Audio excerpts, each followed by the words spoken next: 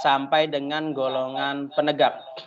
Ya, untuk siaga, penggalang itu hanya untuk pengetahuan adik-adik semua. Nah, yang penegak itu adalah materi yang sebenarnya adik-adik sekarang lagi jalanin. Nah, sebentar belum terganti, sudah ya. Dewan Satuan Pramuka dapat diberikan menjadi beberapa golongan. Nah, yang pertama ini yang saya bahas adalah untuk golongan siaga. Ya, namanya ini adalah Dewan Perindukan Siaga. Nah, dari Dewan Perindukan Siaga, ada apa saja sih Kak di dalamnya? Yaitu di Dewan Perindukan Siaga. Yang pertama itu ada pemimpin barung utama. Itu disebutnya namanya sulung.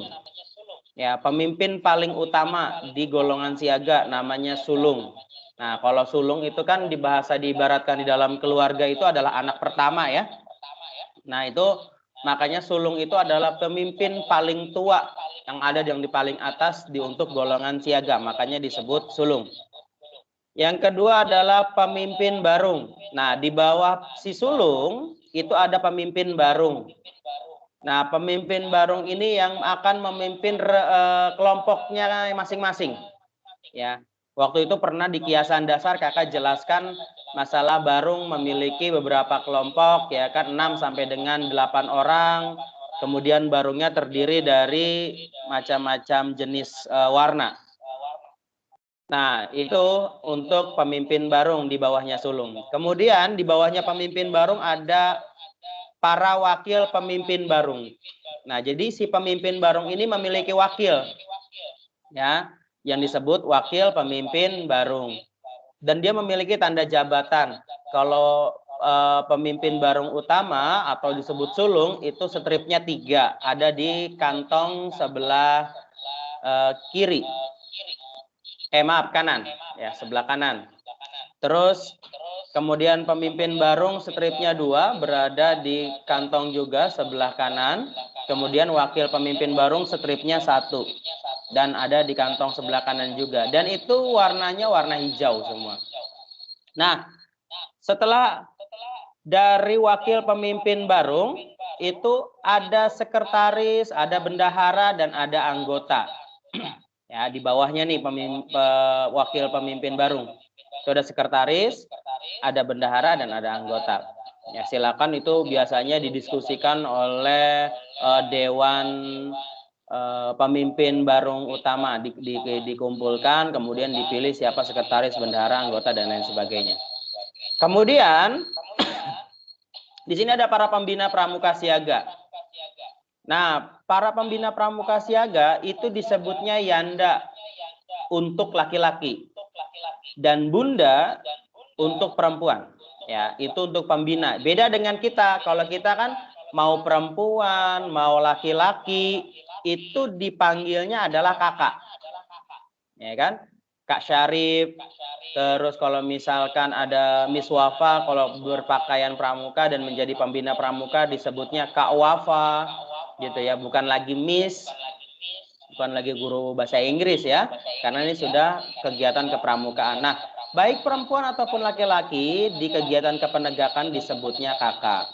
Tapi kalau di pengecualian untuk di golongan siaga itu disebutnya yanda dan bunda, gitu ya. Dan kemudian ada yang namanya pembantu pembina siaga. Nah, si pembina ini ada yang membantu, ya, ada yang membantu, namanya disebutnya pembantu pembina. Yang disebut Pak Ci dan Bu Ci, gitu ya. Jadi kalau di siaga agak unik ya, agak unik dia di siaga itu. Makanya di golongan siaga itu perlu kehati-hatian, perlu ketelitian yang sangat detail karena kita membina usia 7 sampai dengan 10 tahun. Nah, itu untuk golongan siaga, untuk pembantu pembinanya disebutnya Pak C untuk laki-laki dan Bu C itu untuk perempuan. Bertindak sebagai penasehat, pendorong, pengarah, pembimbing, dan mempunyai hak mengambil keputusan terakhir. Nah, kepada para pembina dan pembantu pembina itu bertugasnya sebagai penasehat, ya, terus pendorong, pengarah, pembimbing, dan mempunyai hak mengambil keputusan untuk para peserta didik golongan siaga. Itu untuk golongan siaga ya adik-adik semua. Kita lanjut. Sekarang masuk ke dalam golongan penggalang. Ya, Dewan Pasukan Penggalang atau disebut dengan Dewan Penggalang. Nah, ini masuk ke Dewan Penggalang biasanya usia-usia 11 sampai dengan 15 tahun. Ini biasanya dimulai dari SD kelas 5 sampai dengan SMP kelas 9. Bahkan ada juga yang sampai dengan SMA usianya usia penggalang. Nah, apa saja yang ada di dalam Dewan Penggalang? Ya, untuk golongan penggalang apa saja? Yang pertama ada pemimpin regu utama. Namanya disebut pratama. Sebagai ketua. Ya. Ini pratama sama seperti Barung tadi, pemimpin regu utamanya. Ya, sebagai ketuanya. Kemudian di bawahnya ada para pemimpin regu. Nah, kalau tadi kan Barung nih, kalau sudah masuk penggalang disebutnya namanya regu. Nah, pemimpin regu ini kalau putra biasanya diambil dari nama-nama hewan, kalau putri diambil dari jenis-jenis bunga. Nah, kalau mungkin adik-adik dulu yang pernah ikut kegiatan kepramukaan waktu di SMP ataupun di SD kelas 5, ini pasti akan tahu. Kemudian ada di bawahnya pemimpin regu, masih sama seperti siaga, itu ada para wakil pemimpin regu. Ya, para wakil pemimpin regu itu memiliki tanda jabatan juga sama seperti siaga. Ya, kalau pratama itu stripnya 3, kalau pemimpin regu itu stripnya 2, wakil pemimpin regu stripnya 1. Tapi yang membedakan warna. Kalau siaga hijau, kalau penggalang itu merah. Dan dia diletakkan atau ditempel di saku sebelah kanan. Oke. Di bawahnya wakil pemimpin regu ada siapa saja, Kak? Ada sama seperti siaga tadi ya. Sekretaris, ada bendahara, dan ada anggota. Kemudian ada para pembina pramuka penggalang dan pembantu pramuka penggalang. Sama kayak tadi ya, siaga. Cuman kalau di penggalang ini sudah manggilnya bukan lagi Yanda, Bunda, Pakcik, dan Buci. Tetapi manggilnya itu sudah kakak. Ya. Putra dan putri sama, manggilnya kakak. Nah, bertugas sebagai pembina dan sebagai pembantu pembina itu sebagai penasehat, sebagai pendorong, pengarah, pembimbing, dan mempunyai hak pengambilan keputusan terakhir kepada peserta didik. Masih sama tugas dan tanggung jawabnya seperti di pramuka golongan siaga. Kita lanjut. Nah, sekarang kita masuk ke penegak. Yang sekarang adik-adik sedang jalani. Dewan Ambalan Penegak atau Dewan Penegak, Dewan Racana Pandega atau Dewan Pandega. Ya, kalau penegak itu kan hanya sampai dengan penegak bantara dan penegak laksana. Di kiasan dasar sudah kakak jelaskan. Kemudian ada lagi yang namanya pandega. Itu sudah berbeda dengan penegak. Ya, perpindahan golongan lagi. Nah, isinya ada apa saja, Kak? Isinya ada ketua Dewan Penegak dipegang oleh Pradana. Dan ketua Dewan Pandega dipegang oleh Racana. Nah, ini penegak namanya Pradana. Ini nanti hati-hati nih, bisa keluar di ujian. Dewan Penegak dipegang oleh Pradana dan ketua Dewan Pandega dipegang oleh Racana. Kemudian yang kedua, ada wakil ketua, ya, seorang sekretaris, dan seorang bendahara. Nah, seorang wakil ketuanya itu langsung diambil oleh sekretaris dan seorang bendahara, serta beberapa orang anggota yang dipilih dari para pemimpin atau wakil pemimpin sangga. Ya, sedangkan untuk wakil ketua Dewan Pandega sama sekretaris dan bendahara yang dipilih oleh Racana. Nah, yang dipilih oleh pemimpinnya kalau untuk Pandega. Pembina Pramuka Penegak dan Pembina Pramuka Pandega tidak duduk di dalam Dewan Penegak maupun Dewan Pandega. Jadi, seorang seperti saya, seorang pembina seperti saya, itu tidak ada di dalam struktur organisasi Dewan Penegak. Ya. Jadi isinya di Dewan Penegak itu sudah murni isinya semua dari peserta didik. Karena seorang penegak sudah dewasa, sudah bisa mengambil keputusan sendiri, sudah bisa menilai mana yang baik dan mana yang buruk. Jadi saya seorang pembina sudah tidak ada lagi di dalamnya. Paling hanya membantu dari belakang. Pembina berfungsi sebagai konsultan dan fasilitator. Nah, tadi yang saya bilang, ya, pembina itu tidak masuk di dalam struktural, tetapi berada di belakang layar, artinya di belakang adik-adik semua untuk mendorong kegiatan adik-adik. Ya, ketika adik-adik pusing atau terbentur dengan masalah dalam suatu kegiatan, adik-adik bisa konsultasi dengan pembina, ya, dengan saya. Kak, bagaimana kalau misalkan kegiatannya hujan, Kak, sehingga tidak bisa dijalanin. Kakak ada saran nggak? Nah, itu bisa konsultasi dengan kakak sebagai seorang pembina. Dan kakak sebagai fasilitator. Artinya, ketika kamu membutuhkan apapun dari kakak, kakak harus siap untuk membantu kegiatan adik-adik semua. Gitu ya. Itu adalah Dewan Ambalan Penegak dan Dewan Ambalan yang ada di Pandega. Lanjut.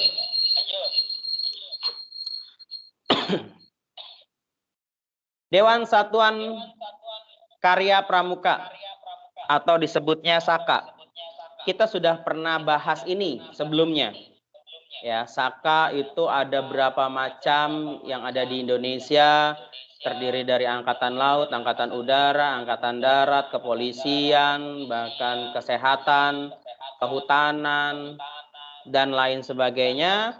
Itu sudah kita bahas sebelumnya. Nah, sekarang dewannya, ya, atau kepengurusan yang ada di dalam Saka tersebut. Ada apa saja? Masing-masing Saka membentuk Dewan Saka.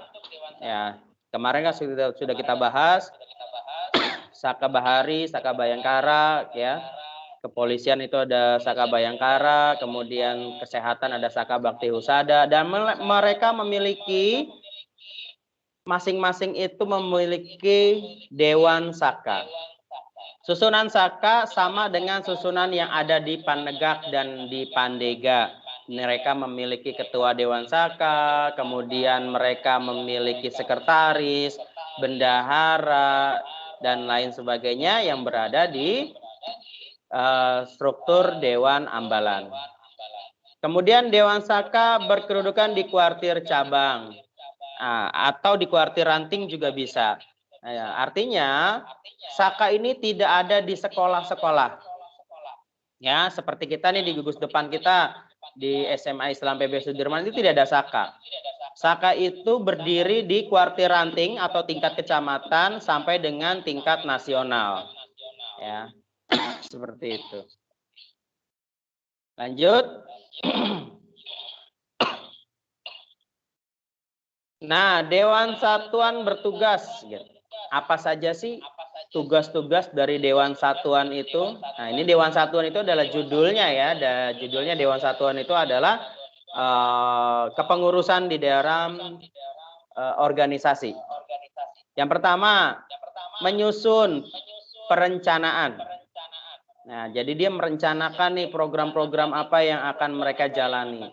Terus pengrograman, dia memprogram suatu teknis kegiatan, pelaksanaan program, dan mengadakan penilaian atas pelaksanaan kegiatan. Jadi setelah adik-adik menyusun programnya, kemudian adik-adik laksanakan kegiatannya, barulah dinilai.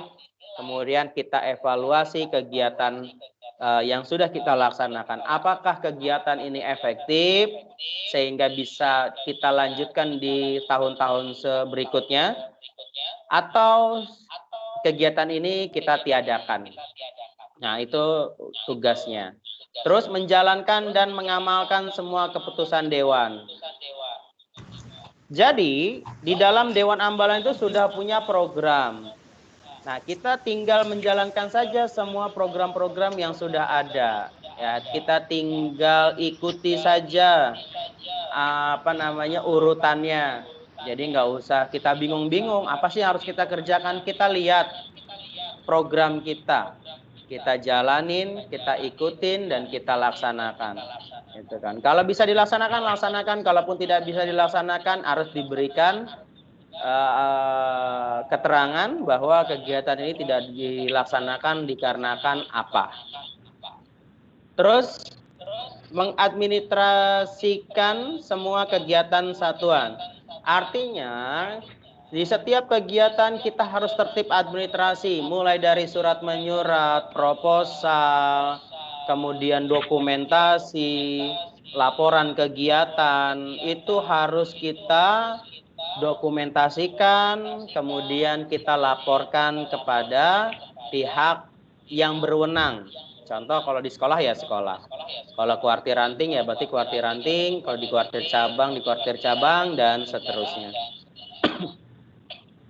Keputusan dewan dibuat secara demokratis. Nah, ini keputusan ini tidak diambil sendiri, tetapi kita mengambil keputusan ini secara bersama-sama, kemudian kita laksanakan pun secara bersama-sama.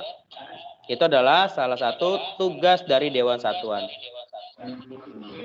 Nah, dari Dewan Satuan yang ada, ini khusus di kepenegakan ya. Kita masuk di khusus kepenegakan.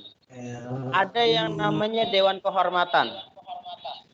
Nah, Dewan Kehormatan ialah dewan yang dibentuk untuk mendampingi Dewan Satuan yang bertugas. Yang pertama, membahas proses pelantikan seorang pramuka. Nah, ketika misalkan kamu ikut pramuka, aktif di dalamnya, etikanya bagus, kemudian SKU-nya pengisiannya bagus, kemudian keterampilannya juga bagus, dan lain sebagainya, semuanya bagus, maka si anggota Dewan Kehormatan berhak menentukan kapan dia akan dilantik. Nah, misalkan seorang anggota pramuka etikanya nggak bagus, nggak ada sopan santunnya, terus berperilaku tidak baik, tapi dia aktif dalam kegiatan kepramukaan. Nah, kemudian dia mengajukan pelantikan kepada Dewan Ambalan. Kemudian Dewan Ambalan melaporkan kepada Dewan Kehormatan bahwa si A akan dilantik. Dewan Kehormatan berhak untuk tidak melantik dikarenakan kelakuan atau perilaku dari siswa tersebut tidak baik. Gitu ya. Jadi Dewan Kehormatan tugasnya seperti itu. Berhak atau tidaknya untuk melantik seorang pramuka. Kemudian membahas proses pemilihan dan pelantikan pimpinan satuan. Nah, jadi tugasnya lagi adalah pemilihan dan pelantikan pemimpin satuan. Jadi pemimpin satuannya sudah dipilih, kemudian dilantiklah oleh si Dewan Kehormatan. Kemudian membahas tentang pemberian penghargaan atas prestasi seorang pramuka. Nah, ketika kamu sudah berprestasi di pramuka, maka Dewan Kehormatan berhak untuk memberikan tanda penghargaan kepada pramuka tersebut. Berikutnya membahas tentang tindak atas pelanggaran kode kehormatan pramuka. Nah, ini kalau misalkan ada siswa yang melanggar kode kehormatan pramuka, maka siswa tersebut berhak dikeluarkan dari organisasi pramuka dengan cara apapun. Artinya dengan cara terhormat atau dengan cara tidak terhormat. Kalau cara terhormat diadakan satu buah upacara upacara pencopotan tanda jabatan. Kalau tidak terhormat, maka dimanapun mereka memakai seragam pramuka, kemudian ditemukan dan kemudian diambil, maka dia resmi dicopot sebagai anggota pramuka. Kemudian membahas tentang rehabilitasi anggota satuan Dewan Kehormatan. Ya. Kemudian Dewan Kehormatan ialah dewan yang dibentuk untuk mendampingi Dewan Satuan dengan tugas. Nah, tugas-tugasnya adalah membahas tadi yang sudah kita bahas ya. Sama aja ini. Kita lanjut. Dewan Kehormatan dalam satuan. Pada perindukan siaga tidak dibentuk Dewan Kehormatan. Untuk itu peran Dewan Kehormatan dibebankan kepada para pembina siaga dan pembantu pembina siaga. Jadi di siaga nggak ada nih ya Dewan Kehormatannya. Kemudian untuk penggalang sekarang. Dewan Kehormatan penggalang terdiri atas ketua dipegang langsung oleh pembina pramuka penggalang. Kemudian wakil ketua dipegang oleh pembantu pembina penggalang, sekretaris oleh salah satu seorang pemimpin regu, dan anggota Dewan Kehormatan terdiri dari semua pemimpin regu. Jadi di siaga nggak ada ya adik-adik ya. Kalau di penggalang baru ada. Dan itu pun diambil oleh ketuanya dari pembina langsung. Ya. Pembina penggalangnya. Kemudian wakil ketua Dewan Kehormatan dipegang oleh pembantu pembina. Kemudian sekretaris dipegang oleh salah satu pemimpin regu. Salah satu, misalkan ada 20 pemimpin regu, maka dipilihlah satu orang untuk menjadi sekretaris. Dan kemudian anggotanya terdiri dari semua pemimpin regu yang ada. Berarti sisa 19, berarti 19 yang menjadi anggota. Nah, berikutnya. Dewan Kehormatan Penegak terdiri atas, sekarang penegak nih. Ketua dipegang oleh Pradana. Ya. Kemudian wakil ketua, sekretaris dan anggota adalah para pemimpin sangga dan wakil pemimpin sangga. Pembina dan para pembantu pramuka penegak sebagai penasehat dan pengarah. Ya, jadi pembina dan pembantu pembina penegak kayak saya nih itu adalah bertugas sebagai penasehat dan pengarah. Dewan Kehormatan Padega terdiri atas ketua dipegang oleh ketua racana, wakil ketua, sekretaris bendahara dan anggota adalah para anggota racana yang sudah dilantik. Pembina pramuka Pandega sebagai penasehat dan pengarah. Masih sama ini Pandega dengan penegak sama persis. Ya, sama kedudukannya. Kita lanjut. Dalam gerakan pramuka, di samping kita dapati Dewan Satuan Pramuka, terdapat pula Dewan Kerja Penegak dan Pandega sebagai berikut. Nah, kalau di Ambalan atau di sekolah, itu ada yang namanya Dewan Ambalan. Tapi kalau di luar dari sekolah, itu ada yang namanya Dewan Kerja. Ya, beda ya adik-adik ya, Dewan Ambalan dengan Dewan Kerja. Nah, Dewan Kerja itu dimulai dari Dewan Kerja Penegak Pandega tingkat ranting. Ya, tingkat kuartir ranting disebutnya DKR. DKR itu singkatan dari Dewan Kerja Ranting.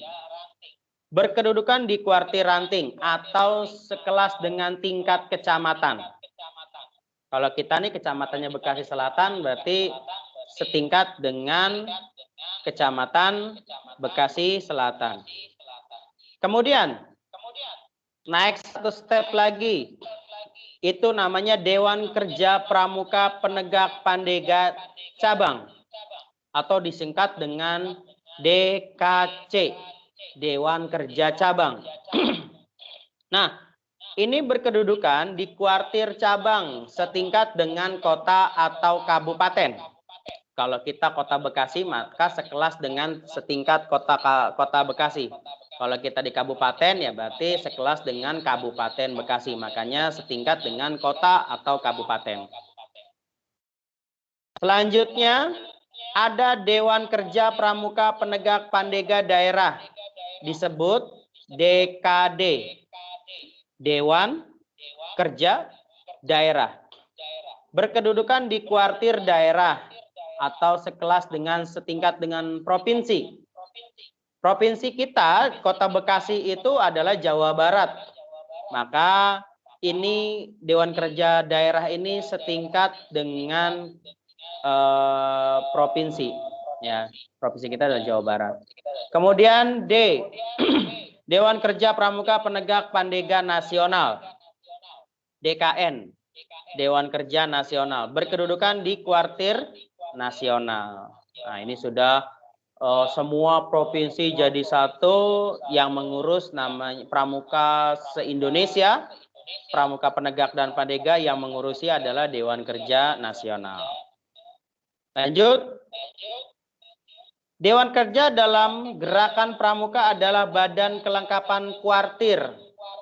Berfungsi sebagai wahana kaderisasi kepemimpinan dan berfungsi mengelola pramuka, penegak, dan pandega. Nah, ini Dewan Kerja yang ada di dalam gerakan pramuka itu adalah kelengkapan dari kuartir yang ada di kuartir ranting, cabang, daerah, maupun di nasional. Berfungsi sebagai wahana kaderisasi kepemimpinan. Gitu ya. Lanjut. Dewan Kerja Pramuka Penegak Pandega dipilih oleh Musyawarah Pramuka Penegak dan Pandega Putri Putra yang disingkat Muspanitera. Ya, tingkat masing-masing yang kemudian disahkan oleh kuartir. Nah, Muspanitra ini dilaksanakan mulai dari tingkat ranting tadi ya, DKR, kemudian cabang, DKC, kemudian daerah, DKD, sampai dengan tingkat nasional, Dewan Kerja Nasional atau disingkat dengan DKN. Makanya di sini di tingkat masing-masing. Terakhir nih, Dewan Kerja Pramuka Penegak dan Pandega. Susunan Dewan Kerja. Nah, ini susunannya nih. Pertama, ada ketua. Yang kedua, ada wakil ketua. Ketiga, ada sekretaris 1 dan sekretaris 2. Keempat, ada bendahara. Yang kelima, ada beberapa anggota. Nah, apabila ketua Dewan Kerja tersebut terpilih seorang putra, maka harus dipilih seorang putri sebagai wakil ketua. Jadi kalau di Dewan Kerja itu ketuanya putra, maka wakilnya harus putri. Kebalikannya ya, kalau ketuanya itu putri, maka wakilnya harus putra. Itu harus seperti itu. Kemudian ketua dan wakil ketua Dewan Kerja adalah ex officio anggota kuartir sebagai andalan. Nah, ini kamu nggak usah terlalu paham. Yang penting intinya seorang Dewan Kerja, kalau putra ketuanya, maka wakilnya harus putri. Dan selanjutnya selesai. Terima kasih. Oke, adik-adik semua, ini materi kita hari ini tentang Dewan Satuan.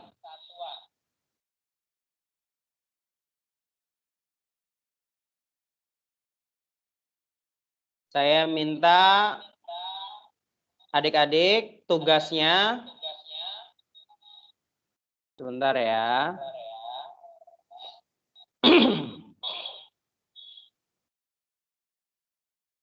Sesuai dengan kesepakatan tadi kita, bahwa tugas adik-adik merangkum materi yang sudah saya sampaikan hari ini, kemudian rangkuman adik-adik semua silakan diserahkan melalui kelasnya masing-masing ya di assignment. Kalau seandainya nggak ada yang bisa atau telat mengirimkan, bisa di chat yang ada di Microsoft Teams. Gitu ya. Tapi usahakan dulu di assignment itu.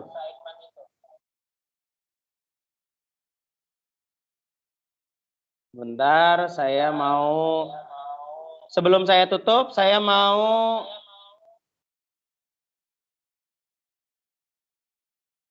download attendance list-nya kehadiran hari ini. Oh iya, itu tugas. Yang kedua,